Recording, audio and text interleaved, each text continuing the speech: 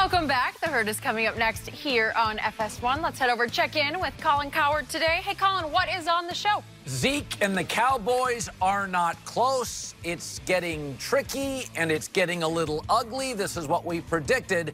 And Antonio Brown, the Raiders aren't the Steelers. And Derek Carr is not Big Ben. That was obvious on Hard Knocks. That's coming up.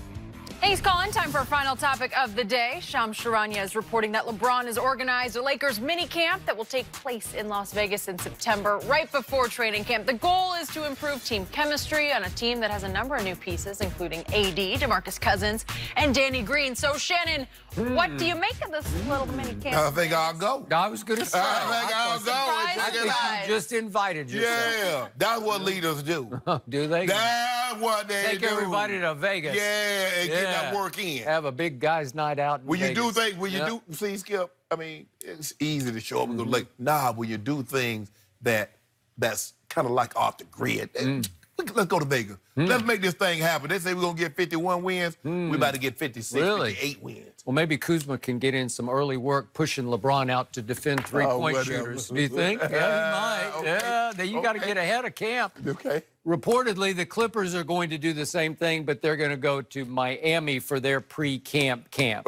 It's so wide open, it sounds like all the teams who need to develop new chemistry are all going to have pre-camp camp because everybody is fixated on the fact there's no KD and it's a championship to be won. And it's not the fact it's just KD. It's KD is not in Golden State. That's true. So regardless if KD was healthy in Brooklyn, they would still be going. It's just that there's no dominant team like Golden State over the last 3-4 years. I think it makes sense. Maybe we could take the show to Vegas. And No, that is it for us. We'll be back tomorrow morning at 9:30 Eastern. Right now, Colin tells you why the Cowboys are preparing for life without Zeke. The Herd starts right now.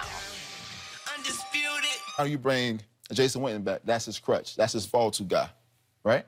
So, realistically, I can wait till pay Amari Cooper if I really wanted to. You could. For another year. Well, he's scheduled to make $14 million this year, so he's... There you go. You're not unhappy. But you got Zeke on 2 years. He got 2 years left with Zeke. If you hold out this year, you still own his rights. So he has another year. So, but that year could be a lockout year. Then they have 2 years with a franchise tag. So what you gonna do? Well, if he's playing, what is he going to do? If he holds out the whole year, Skip, they still got 4 years of Zeke. Because he doesn't get them the current seasons, so he still got 4 years. Skip, I just don't see how and you believe they'll get all three of these deals done by opening of the season. I don't believe that, Skip. Amari is waiting on Julio and probably AJ Green because he's like, okay, you want to put me in top 3? Okay. This is what Julio makes. This is what Mike Thomas makes. This is what Odell makes. You want to put me in the top 3? Okay, so be it. This is, 61 million, 58 million, 59 million. Okay, fine. I can live with that. But, Skip, the longer this goes, Stephen Jones has made the mistake. He should have just left well enough alone and just tried to get the thing done behind closed doors. But they keep sending out these signals. We've made fair offers. We've made generous offers. We're not going to reset markets. I will agree with that point and only that point. I don't love it. That's it? I think it just muddies the water. Right, because now you're getting guys telling, okay, this is what this is what you would. No. That's not how negotiations work. Normally, you're like, okay, we're going to keep our side private, you keep your side private, and then we're going to work these things out behind closed doors. But it seems the Cowboys have taken a different approach because they know, Skip, at the end of the day, 99.9 out of 100, who does the fans side with? The team. Yeah. Always. Because guess what? I think that's less and less these days. I don't think it's less and less. And so the longer these deals go, Skip, the greater chance someone comes along and reset another market. What happens if Jared Goff comes along and they redo him? Now what? So now what you thought was going to be top 5 money at, say, $30 million, top 5 money might be at $32, $33 million, Skip. And now with an extra 7 to 10 million guaranteed money. I just don't see how there's no way. It's hard for me to believe. I hate to say no in all and every, but it seems very, very unlikely to me, Skip, that by the time you guys kicked the ball off like Labor Day, you said your scary time, your drop-dead date is Labor Day. I said I'll start getting anxious on Labor Day. Well, That's a long way away. You anxious right now. I'm about to say, you already anxious. You nervous. No. Yeah. You going to be sweating bullets. I'm so cool right now. I got this. At that point, when they don't get these deals done by Labor Day, that's when you start sleeping on your couch in your dressing room. Because, you know, Ernestine's not going to want to be around you at that point in time. I got the Tom Brady of negotiators at the switch right now. I got Jerry Jones doing what he does best. This is his Super Bowl, and he will win it before the year starts on all 3 counts. And my friend Crow says, my Cowboys in trouble, but you're going to be in trouble, and you're going to be in trouble by September 8th because all will be well in Dallas. This team has Super Bowl potential because it is a loaded, on the verge, arriving football team, and especially with the euphoria of getting all 3 deals done to go into the Giants game on September 8th, here we go. It will be a launch, and we still have so far to go. But I got the cap wizard at the controls right now. I got Jerry Jones. And you guys are underestimating how great he is at getting deals done. As he said the other day, don't I always get these done? He always gets them. Once upon a time, one year, 1993, he didn't get it done. But what had they just done in 1992? They won the Super Bowl. Right.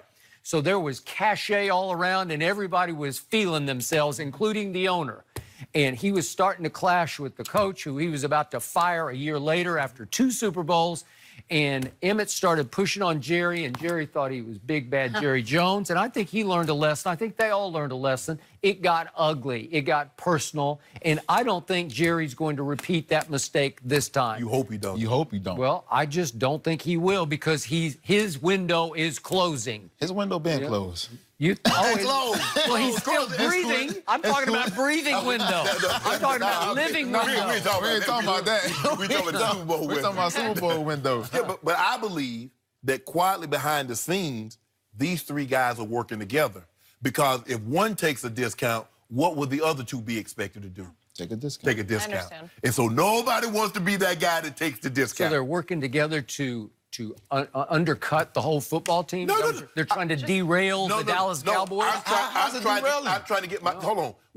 So what are you trying to do? Are you trying to derail the whole football team by trying to underpay these guys? Are that what you're trying to do? They'll all get their money. No. They might not get top dog money. No, we want top dog money. They want top dog money. Yeah. On. Yeah. Okay, here's what's going to happen. So you're telling here's me... the cap wizard. Okay, let's go. He'll take Amari first, and he'll say, look, you're about to make 14, but I got this creative way that I can approach your contract. I can give you your money long term, but we're going to reduce your cap hit the first year, which is this year, which will open up more money for Dak and especially Zeke. 61 That's mil. the first one to get done right there. 61 mil guaranteed. That's my Okay, give me the next one. Okay, so then you go to Dak Prescott, and again, you give him the going rate. You don't give him top dollar, but you give him you give him $30 million. No, that ain't the going rate. Yes, it is. No.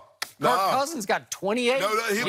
But Kirk Cousins got that with one division and no playoff win. Yeah. So Dak Prescott. Oh, so now you're singing his praises. I thought you said he was mediocre. I'm an agent. I'm an agent. Oh, now you're an agent. Yeah, right now, I'm not debating. Right now, I'm an agent. I'm Dak's agent. How many sides of that mouth are there? Look, I'm talking from the player's perspective. Now, if you want me to talk from Jerry's perspective, I can do that too. But you seem to be doing a very good job at helping Jerry. And now Zeke.